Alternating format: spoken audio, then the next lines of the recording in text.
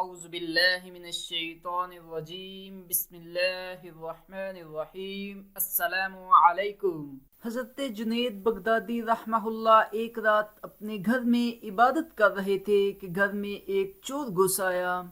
حضرت جنید کو اس کے اندر آنے کی خبر تو ہو گئی مگر انہوں نے اسے کچھ نہیں کہا اور اسی طرح عبادت میں لگے رہے۔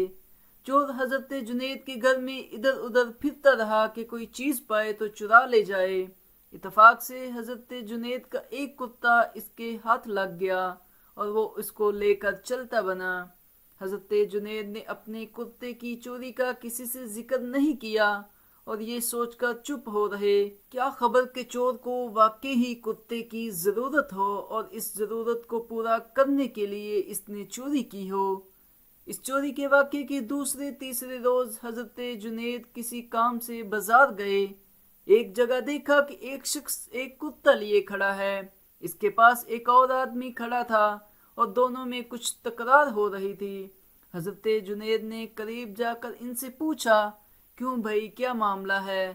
کتے والے شخص کے پاس جو آدمی کھڑا تھا اس نے کہا، یہ شخص کتا بیچتا ہے اور میں یہ کتا خریدنا چاہتا ہوں، مگر پہلے مجھے اس بات کی تسلی ہونی چاہیے کہ یہ کتا سچ مچ اسی کا ہے یا اس نے کہیں سے چرایا ہے۔ جب تک کوئی شخص اس بات کی گواہی نہ دے کہ یہ کتا واقعی اس کا اپنا ہے تب تک میں اسے خرید نہیں سکتا۔ حضرت جنید نے کتا دیکھا تو حیران رہ گئے، یہ ان کا اپنا کتا تھا جو چوری ہو گیا تھا۔ چوری کا مال بھی ان کے سامنے تھا اور چور بھی موجود تھا۔ وہ چاہتے تو اس شخص کو کوتوال کے حوالے کر سکتے تھے جہاں چوری کے جرم میں اسے سزا ملتی، مگر آپ نے ایسا نہیں کیا۔ وہ سوچنے لگے کہ یہ چور کوئی ضرورت مند آدمی معلوم ہوتا ہے، اس لیے یہ کتا فروخت کر رہا ہے۔